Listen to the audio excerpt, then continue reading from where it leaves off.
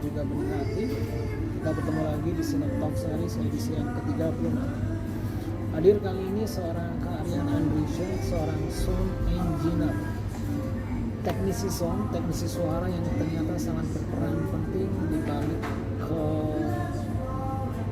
kemegahan sebuah suara, kejernihan sebuah suara, baik itu dalam bentuk live langsung, penampilan langsung, ataupun dalam bentuk penampilan digital. Pada kesempatan kali ini, Kak Rian di sini menjadi seorang pengajar di School of Audio Engineering di Jakarta, akan bercerita tentang sisi-sisi yang menarik tentang sound itu sendiri, dan juga beliau akan bercerita tentang bahwa ternyata saat ini yang terjadi adalah antara supply and demand atau ketersediaan para engineer sound dalam hal ini, dan lapangan kerja yang tersedia itu ternyata sangat belum berimbang, dibutuhkan sangat banyak, sementara para sound engineer masih sangat sedikit. Itu mungkin salah satu peluang yang bisa dibantu oleh teman-teman penikmat konten. Ternyata apapun, pesan intinya adalah lakukan apapun yang kita suka sesuai dengan passion kita, dan jangan pernah khawatir bahwa nanti lapangan kerja akan tidak seperti yang kita bayangkan. Lakukan sesuai passion kita, dan salah satunya adalah passion tentang dunia sound engineer ini. Dan juga Kak Rian akan bercerita tentang bahwa ternyata para pegiat sound engineering ternyata tidak hanya satu tokoh, ternyata begitu banyak profesi di sana, begitu banyak ilmu yang bisa dipelajari. Semoga cerita ini bermanfaat, dan pastikan untuk selalu terhubung dengan channel Fatih Zimani sebagai wujud dukungan akan cerita-cerita yang berlimpah kebaikan. See you next. Bismillahirrahmanirrahim. Assalamualaikum warahmatullahi wabarakatuh. Waalaikumsalam warahmatullahi wabarakatuh. Malam ini Bagus lagi sama Rian ya, Kak Rian. Ya, halo. Pegiat musik ya, sound engineer, mungkin kurang lebih seperti itu. Mungkin Kak Rian boleh memperkenalkan diri ke teman-teman. Iya, halo teman-teman, saya Rian. Saya adalah alumni Anissa angkatan 3, ya, Pak. Gitu. Sekarang saya kerja di Sekolah Audio Engineering SAE Institute sebagai studio manager. Seperti itu. Langsung ke topik sound engineer ya. Iya, boleh. Mungkin boleh. Ini buat Bagus terutama ya. Mungkin istilah sound engineer itu mungkin masih baru gitu. Sebenarnya mungkin Rian boleh jelaskan ke teman-teman sebenarnya seperti apa sih sound engineer itu, sound engineering ya dalam hal ini ya. Kemudian bagaimana apa namanya sound engineering itu juga berperan dalam kehidupan kita sehari-hari, terutama dalam musik terutama ya. Mungkin boleh dijelaskan? Ya, salah satunya musik sebenarnya. Jadi mungkin cepat aja ya, saya nggak bisa jelasin sound engineering dalam waktu singkat, dia butuh waktu banyak gitu definisinya. Sebenarnya idenya adalah sound engineer tuh orang-orang yang bertanggung jawab atas bertanggung jawab atas sistem, kalau misalnya sistem. Jadi sound engineer itu terbentuk karena adanya waktu itu Alexander Graham Bell menemukan device amplifikasi, device suara. Ini bisa loh kita melakukan rekaman, terus ada dia combine ke elektronik. Nah, kita nih audio engineer manipulasi elektroniknya nih dalam bentuk suaranya. Jadi kita memastikan bahwa pendengar tuh mendengar suara yang sama gitu. Setidaknya sama lah, dikenal. Gitu. Jadi walaupun dalam bentuk electrical awalnya formnya, cuman kita nih bertanggung jawab, oh nih walaupun bentuk electrical kita bisa ubah lagi loh ke sesuatu yang kalian bisa kenali gitu idenya apa. Mungkin agak susah ya itu ya penjelasannya ya, apa ya, mudah ya. Tapi mungkin kata kuncinya adalah bahwa salah satu manfaat dari sound engineering ini adalah kita semua mendapatkan resonansi suara, atau mungkin kurang lebih output yang sama ya, kurang lebih seperti itu ya. Ya, intinya kita memastikan konversi elektrikal ke fisikal, gelombang suara itu secara baik gitu aja sih Pak intinya. Jadi, kalau dari sisi engineering sendiri, seperti apa yang terjadi ketika sebuah suara itu dihasilkan dan kemudian menggunakan medium elektronik? Seperti apa proses? Oke, jadi ini agak teknikal sih Pak pertanyaannya. Jadi kan kita tahu nih sekarang udah banyak banget perangkat-perangkat elektrikal di sekitar kita yang mengeluarkan suara, misalnya handphone, Hmm. ataupun radio gitu loh. Nah, itu kan sebenarnya ada perubahan, ada konversi energi itu Pak dari energi suara yang ngerambat lewat udara, terus dikonversi melalui misalnya mikrofon kita umumnya ketemu gitu, dia konversi ke electrical. Nanti ada lagi nih alat yang mengubah electrical dari sinyal dari mikrofon ke suara itu sendiri. Itu namanya speaker kalau kita sering dengar ya. Jadi overall sih kerjanya kita di situ tuh di ranah itu tuh di ranah antara mikrofon dan speaker gitu. Di ranah itu kita bisa otak-atik, bisa manipulasi, bisa nambahin ini, nambahin itu gitu. Di tengah itu kita bisa ada proses kreatif dan korektifnya di situ. Ya, jadi titik titik eksekusinya adalah di penghasil suara dan kemudian medium untuk mengantarkan suara itu sendiri ya. Ya, Tapi apakah ada juga semacam ranah atau mungkin titik eksekusi bahwa ternyata bisa jadi ya hmm, dalam beberapa hal listener pendengar itu juga perlu eksekusi. Maksudnya ketika kita mencoba untuk mengkonversi energi tadi elektrikal, jadi ada faktor yang harus disesuaikan. Artinya apakah itu dari sisi jumlah audiensnya, jumlah pendengarnya, atau mungkin tata ruangnya, itu kan suatu yang. oh iya, Nah, itu apakah ya. itu juga ada peluang juga ke arah sana? Uh, ada Pak, tentu ada banget. Kenapa saya bilang ada? Karena balik lagi tugas kami memastikan orang-orang tuh mendengar sesuai gitu. Tidak mendengar cuman sekedar cuman suara kecil terus orang jadi susah dengarnya. Jadi kita berusaha gimana misalnya kita dalam konteks konser gitu ya, itu setiap tempat duduk memiliki kualitas suara yang relatif sama gitu. Nggak bisa sama-sama benar, cuman setidaknya bagus lah. Kalian berdiri di mana aja itu bisa bisa mendengar lagunya dengan baik gitu. Tidak kekecilan, tidak kekencengan gitu idenya. Jadi nggak selamanya kencang itu baik. Tidak. Jadi idenya gitu tidak kekecilan dan tidak kekencengan, nyaman aja gitu dengernya. Iya, iya. Gitu, Pak. Um, Berarti ada juga ke arah sana ya, artinya selain audionya yang kita garap, tapi juga audiensnya juga kita sesuaikan ya. Iya, sesuai. Nah, untuk Mungkin maksud saya tadi untuk apa penonton merasa nyaman itu banyak banget aspek yang mesti kita pertimbangin gitu, Pak. ya, Ya ya. itu tadi kayak Bapak bilang ada ruangannya, ada posisinya, posisi listenernya di mana, posisi speakernya di mana, gitu modalnya. Orang yang kontrol tuh ada di sebelah mana gitu. Ya, ya. Dan kalau apa yang umum terjadi nih sekarang di sekitar kita di masyarakat, seperti apa pemahaman mereka tentang sound engineering, dan kemudian apakah ada hal yang sebenarnya harusnya mereka mereka lakukan tapi tidak mereka lakukan. Mungkin singkatnya begini, adakah hal-hal yang mungkin menurut kalian orang perlu perlu mengenal tentang hal ini tapi tidak mereka lakukan, atau mungkin barangkali malah katakanlah semacam Nah, kesalahan, atau mungkin apakah itu keliruan, atau mungkin ya orang akhirnya karena tidak tahu tentang sound engineering akhirnya menganggap itu sebagai sebuah yang biasa dan sebuah wah hal yang benar biasa, yang lumrah ya, gitu ya. ya, Jadi eh ini nggak tahu ya Pak, maksudnya kalau saya pengalaman saya mungkin memang profesi as a sound engineer tuh belum banyak dikenal.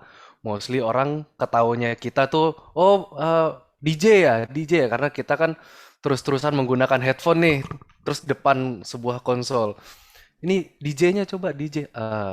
Ya sebenarnya kita bukan DJ, kita tuh orang yang tanggung jawab itu tadi manipulasi segala macamnya dan kontrol segala macamnya gitu. Jadi kita apa istilahnya Pak?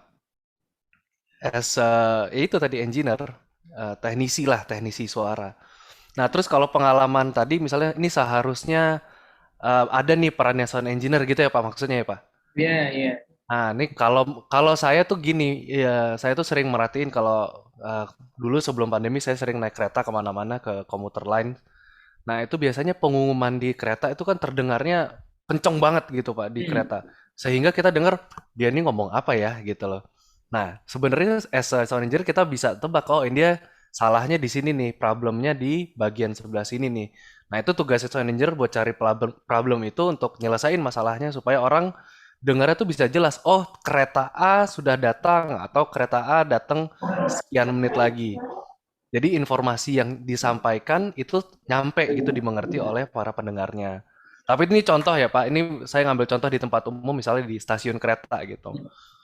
Ini eh, pengalaman aja sih Pak, pengen cerita itunya sih. Ya, berarti sense-nya berfungsi di situ ya, sense seorang audio engineer berfungsi ya di setiap situasi terasa ya. Iya, kerasa. Bahkan sekarang udah banyak banget yang device butuh kemampuan audio engineer ya kayak tadi misalnya tempat umum, mall, parkir gitu loh modelnya. Jadi perlu lah untuk Ya, orang-orang ya, yang ya. mengerti. Baik. Sekarang kalau bicara keseharian ini, mungkin yang bisa kalian ceritakan, kalau untuk keseharian, seperti apa sound engineer itu kemudian sound engineering dalam hal ini ya berfungsi Mm, dan keseharian selain tadi disebutkan di kereta ya, katakanlah sekarang ah, misalnya ini di device tadi katakanlah perangkat semacam laptop atau mungkin handphone, bolehkah dijelaskan mm. spek sound engineering apakah juga bekerja dalam hal ini, karena kita pasti mendengar musik dari Spotify atau dari eh, menonton Tugasnya tayangan gitu ya Pak maksudnya. ya sebenarnya seperti apa Nah, menerangkan bahwa sound ada sound engineering juga di situ proses atau mungkin minimal ada. seperti apa? Gini, ini proses yang sebenarnya paling krusial tapi orang nggak ngerasain gitu Pak. Ini Ya, ya, prosesnya ya. namanya proses mastering di dalam produksi audio. Nah, kita ambil contoh misalnya kita di Spotify ya Pak. Kita kan kalau kita dengerin lagu di Spotify itu kita jarang banget setiap ganti lagu kita mesti besarin kecilin gitu ya. Jadi misalnya lagu A, oh udah enak nih volumenya segini. Tapi kalau lagu B kecil ya, mesti dikencengin gitu. Nah, si audio engineer tuh salah satu tugasnya juga kayak gitu tuh Pak. Dia memastikan antar lagu A dan lagu B memiliki level yang sama. Sehingga penonton yang dengar tidak perlu setiap kali ganti lagu besarin kecilin gitu. Jadi bisa satu album semua levelnya sama nih. 10 lagu, wah kita nggak perlu besarin kecilin aja, pokoknya kita bisa dengerin terus-terusan. Nah itu prosesnya namanya mastering untuk device, misalnya mastering untuk Spotify, mastering untuk Apple Music, itu beda-beda ininya, ranahnya lah. Ya, ternyata Itu ada salah ya. satu yang, iya itu salah satu yang apa namanya orang nggak perhatiin, tapi sebenarnya itu seru loh dimainin. Ya, ya. Dan itu metode kayak gitu diterapin di mana-mana sih, kayak di TV, di YouTube, gitu modelnya. Ada Ya, ya. standar-standar yang harus dipenuhin gitu. Ya, sound engineer tidak terlihat tapi bisa kita rasakan ternyata ya. Iya, betul. Kita Um, balik layar, Pak. Balik layar. ya, ya. Tadi kan bicara sound engineering kan sangat seru ya. Boleh tahu mungkin titik serunya di mana mempelajari sound engineering? Wah, kalau titik serunya gimana sih? Subjektif sih, Pak. Saya Hmm. tuh dari kecil memang senangnya engineering ya. Maksudnya memang saya senang sesuatu yang uh, klausal gitu, yang if A maka B itu. Makanya dulu saya kuliah pertama adalah electrical engineering. Dari situ saya melihat, oh saya juga ternyata senang musik. Ya udah saya gabungin lah dua-duanya. Ternyata ketemu di audio engineering seperti ini. Gitu. Makanya kalau menurut saya pribadi itu saya senang banget itu tadi engineering. Dan kebetulan saya senang musik gitu. Bisa gabung dua-duanya ya alhamdulillah. Bahkan sekarang jadi apa utama gitu, Pak. Nggak hanya cuman hobi, dulu berawal dari hobi, musik itu as a hobby, engineering juga hobi, malah sekarang hobi saya bisa jadi profesi gitu. Ya, dari kesukaan menjadi sesuatu yang menghasilkan ya. Iya, ya alhamdulillahnya gitu sih. Jadi saya alhamdulillah belum pernah merasa bosen sih. Ya, ya. Dalam Sejauh bekerja. ini apakah ada semacam kendala barangkali untuk mengampanyekan atau untuk memperkenalkan tentang sound engineering itu ke khalayak, ke masyarakat, atau mungkin ke generasi dari saat ini? Karena mungkin ya, mungkin cenderung mereka melihat dari sesuatu yang sifatnya instan atau mungkin populer, tapi kemudian contohnya begini, katakanlah fenomena YouTube, orang lebih tertarik untuk menjadi konten kreator ketimbang mungkin menjadi orang di balik layarnya itu tadi. Jadi apakah ada kendala, katakanlah kendala begitu ya, ketika Untuk kita ingin memperkenalkan gitu. mengampanyekan tentang ada loh sound engineering di sini, tapi kemudian Barangkali ada Oh, mungkin paham ya masuk pertanyaan Pak Hussein. iya. Sebenarnya kalau kendala sih saya relatif nggak ada ya, karena untuk sekarang edukasi tentang sound engineering sudah mulai dikenal sama masyarakat sih. Kebetulan kan saya kerja di kampus ya Pak, di kuliah. Jadi saya selalu ketemu, tiap tahun ketemu mahasiswa-mahasiswa baru. Dan sampai dengan saat ini alhamdulillah mahasiswanya terus bertambah gitu, growing. Artinya edukasi tentang sound engineering itu tetap dimengerti oleh mereka gitu. Tetap merasa bahwa oh ternyata saya butuh ya seorang sound engineer gitu, atau kalau saya nyebutnya saya adalah audio engineer gitu. Nah, iya. Gitu. Kalau selama berinteraksi dengan teman-teman mahasiswa, barangkali pernah ngobrol, sih motivasi mereka untuk pelajari sound engineer sebenarnya apa? Oke, untuk motivasi kebanyakan mereka adalah penggemar musik, Pak. Jadi mereka yang senang musik, mereka yang pengen bisa produksi di rumah sendiri gitu. Atau mereka yang punya studio di rumahnya terus mau ngajak teman-temannya, yuk rekaman yuk gitu. Jadi mostly adalah dua untuk musik ya kayak gitu. Kebanyakan kita ketemu kayak gitu. Atau ada juga yang musisi, iya saya bisa main musik, saya juga pengen bisa rekaman sendiri gitu, Pak. Ya, jadi Gitu. lebih ke faktor internalnya mereka kuat ya. Memang Iya, kalau karena passion, mungkin bisa jadi malah jarang ya yang ingin pelajari sound engineering karena untuk sebatas profesi ingin mendapatkan penghasilan mungkin malah jarang ya. Tapi lebih ke tertarik interest tuh tadi ya. Interest. iya tertarik interest.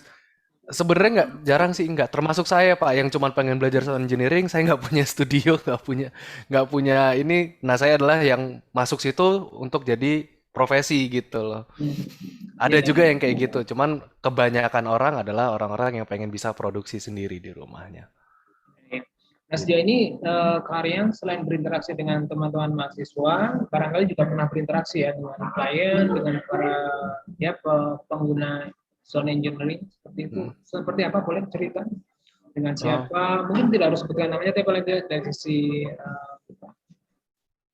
apakah dari, profesinya atau mungkin ya mungkin profesinya hmm, seperti itu. profesinya ya.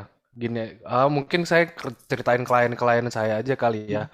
Iya, Ini di luar SAE ya, maksudnya kan saya memang base-nya tuh di SAE Institute. iya. Cuman di luar saya tuh apa namanya kerjanya sama Erwin Gutawa Production waktu itu pernah, Aquarius Musikindo pernah.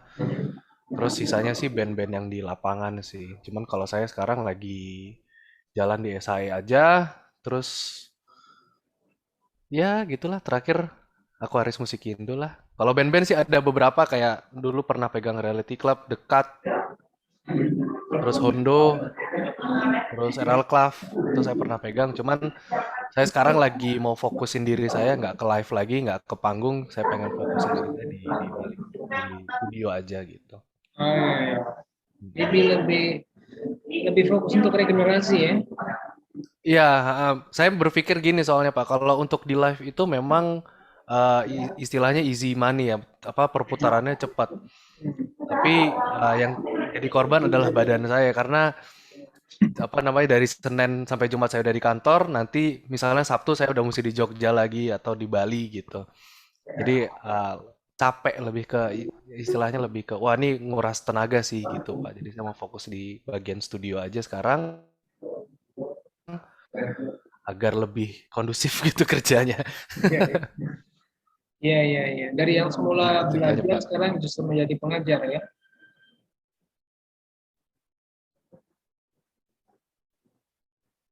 Terhubung? Masih terhubung? Eh Pak, maaf Pak putus-putus. Ini terhubung? Masih terhubung sekarang? Pak, Halo? koneksinya hilang Pak. Terdengar? Masih putus. Masih putus? Nah ini udah mulai kedengaran lagi. Udah mulai ya? Tadi gimana pertanyaannya Pak? Udah? Bisa lanjut ya? Ya, ha. Baik, baik.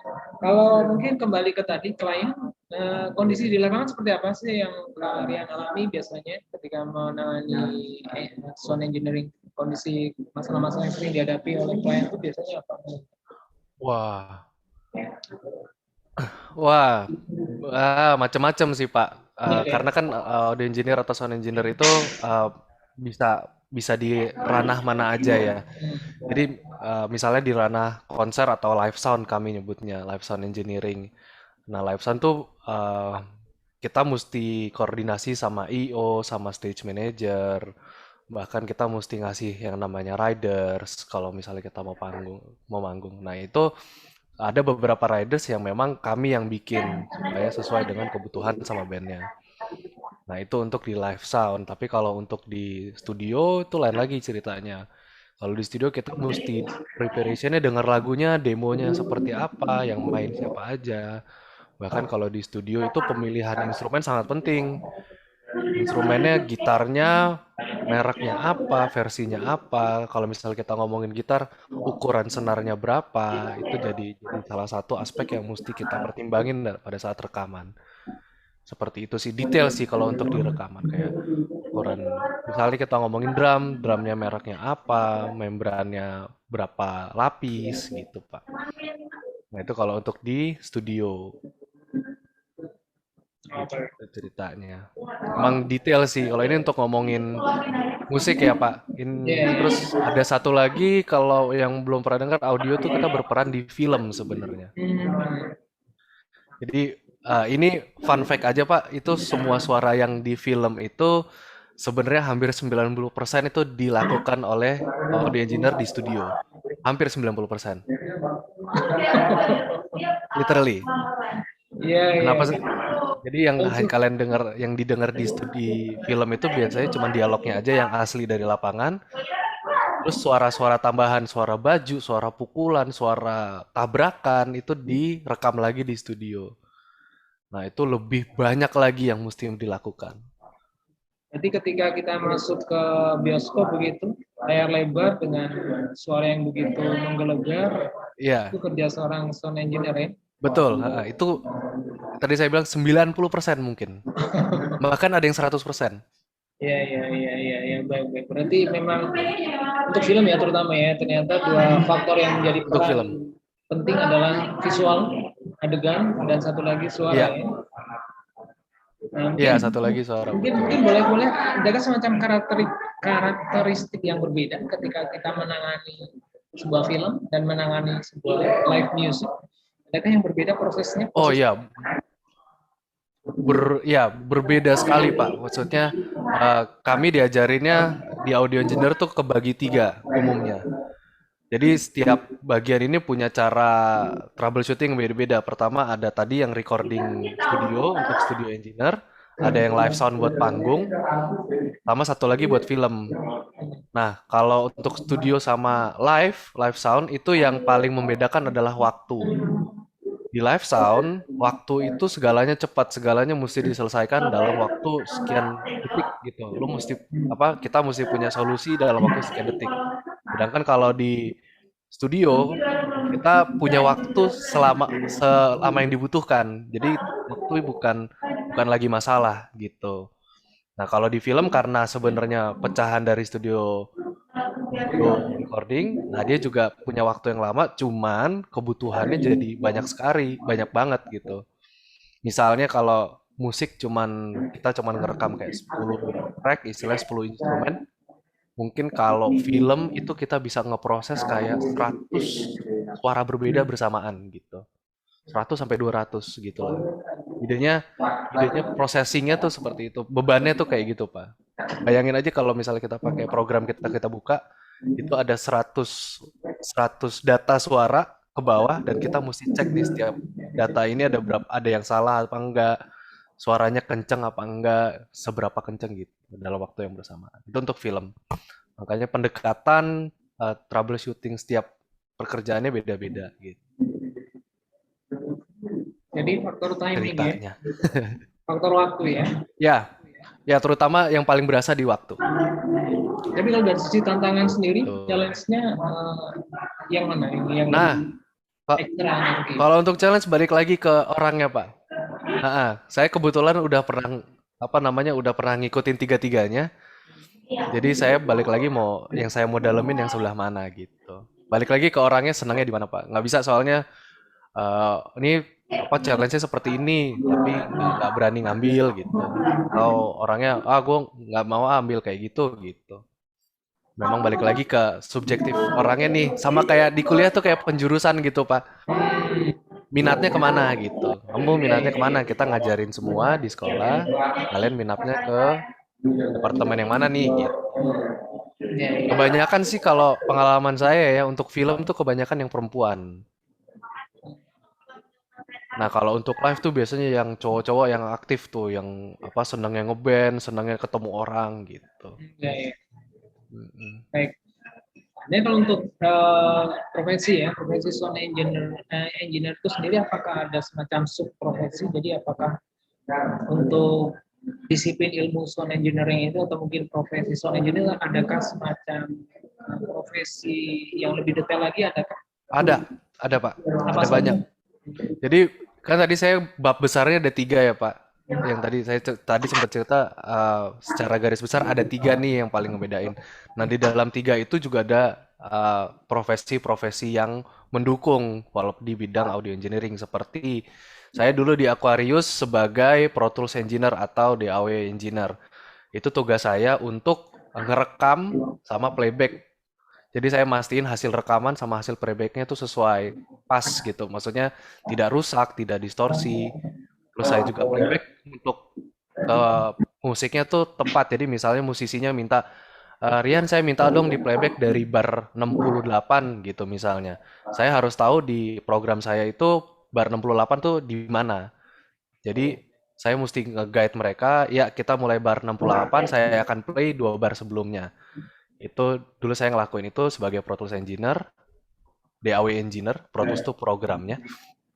Nah, terus kalau di live ada FOH Engineer yang biasanya di depan panggung, ada Monitor Engineer yang umum ditemuin, eh, ada RF Engineer, Radio Frequency Engineer, ada System Engineer yang ngedesain panggungnya untuk di live. Jadi kalau tadi kita ngomongin orang yang depan mixer, FOH sama monitor, ada yang bagian sistem nih.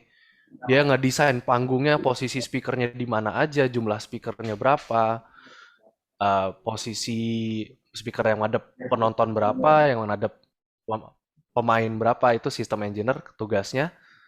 Terus di bagian film, film tuh jauh lebih banyak lagi, Pak. Ada dialog editing engineer, ada SFX engineer, ada scoring, ada Foley engineer, ada Foley recordist, ada Foley artist, dan sebagainya. Nah, itu tugasnya macam-macam karena yaitu karena 90% dikerjakan di studio, jadi orangnya juga banyak gitu. Jadi ada orang yang di film ngerjain dialog aja, misalnya dialog apa namanya dialog tokoh utamanya perlu dibersihin, istilah kita dibersihin pada diproses misalnya perlu ditweak supaya suaranya bagus, supaya sync sama gambar itu hanya orang yang ngerjain dialog aja dialog dia apa namanya dialog engineer itu. Ada orang yang ngerjain cuman ambience aja, ambience tuh suara ruangan. Ini kayak misalnya saya lagi di kamar ada suara AC. Ada orang yang mikirin, oh ini ruangannya Rian gambarnya kayak gini. Oh mungkin ada AC-nya ya. Oh kita kasih deh suara AC. Terus kalau misalnya di belakang saya tiba-tiba ada jam, oh kita kasih deh suara jam tik tik tiknya gitu. Ada orang yang kerjanya cuma mikirin kayak gitu aja untuk nge-build emosinya gitu. Nah itu untuk di film. Makanya banyak banget Ya. turunan kerjaannya. Cuma ya, tapi padahal tuh perannya luar biasa ya, berikan efek luar biasa ya.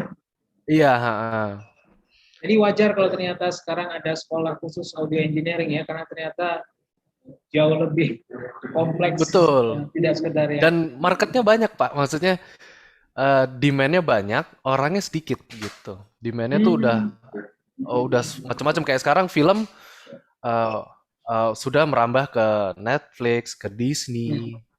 Jadi apa over the top program juga udah mulai menerima nih film-film dari Indonesia. Dengan begitu produksi film di Indonesia akan bertambah kan, nggak hanya ke bioskop aja. ya, Jadi ya, apa ya? Saya istilahnya sih demand-nya banyak tapi supply-nya kita masih bikin nih gitu. ya, ya. Supply-nya masih mendidik. Dan boleh kan dikatakan SAE dalam ini adalah sebagai perintis untuk bidang audio engineering ini? Saya kalau perintis saya kurang tahu ya Pak tepatnya ya Pak. Kebetulan saya masuk di SAE sebagai staff itu tahun 2018 dan itu udah berjalan hampir 10 tahun ini saya di titik 10 tahun SAE. Nah, untuk sebelumnya mungkin saya nggak bisa bilang SAE adalah perintis karena ada beberapa sekolah-sekolah lain yang mungkin sudah mulai menggarap nih pendidikan audio engineering gitu. Cuman untuk saat ini, untuk yang setahu saya ya, untuk saat ini yang diakui oleh eh, Departemen Pendidikan baru SAE aja, akreditasi ke pemerintah. Iya, iya. Itu unique selling point-nya di situ ya, nilai value-nya Ya, saya mungkin jadi pesan terakhir ya jadi untuk teman-teman yang nggak tahu. ya pesan terakhir untuk Apa? teman-teman yang ingin menekuni terutama sound engineering, boleh pesan untuk mereka Wah, apa? pesan terakhir apa ya? Apa ya, Pak? Apa ya? Masih mikir, Pak. Saya belum tahu, Pak, pesan terakhir. Yang lain ngomong apa, Pak? Yang lain Ya, ya mungkin lebih ke ini ya Pak. Terutama untuk adik-adik yang ingin belajar musik bisa, atau mungkin Iya, tentang sound atau mungkin engineer, mungkin lebih pesan mengarah ke apa ya? Ketika kalian ingin belajar, mungkin mulainya dari mana atau mungkin apa yang sebaiknya perlu kalian kalau pelajari. iya. Kalau saya sih mungkin bisa kasihnya ini, Pak. Eh, Balik lagi kan saya tuh kerja sebagai passion saya ya di audio engineering.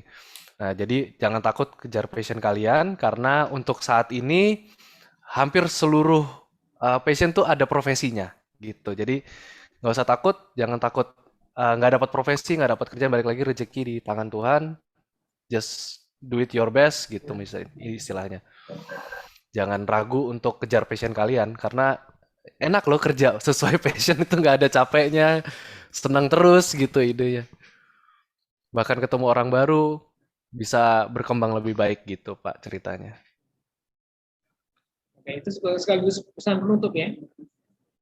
Ah, pesan menutup ya? Ya, karena sebentar lagi udah waktunya jam istirahat. Oh iya, apa ya? Saya mau tutup pakai apa ya? Ya, Bapak, terima kasih banyak kalian sudah memberikan waktunya. Semoga bermanfaat ya untuk teman-teman, untuk para penikmat. Iya, sama-sama Pak.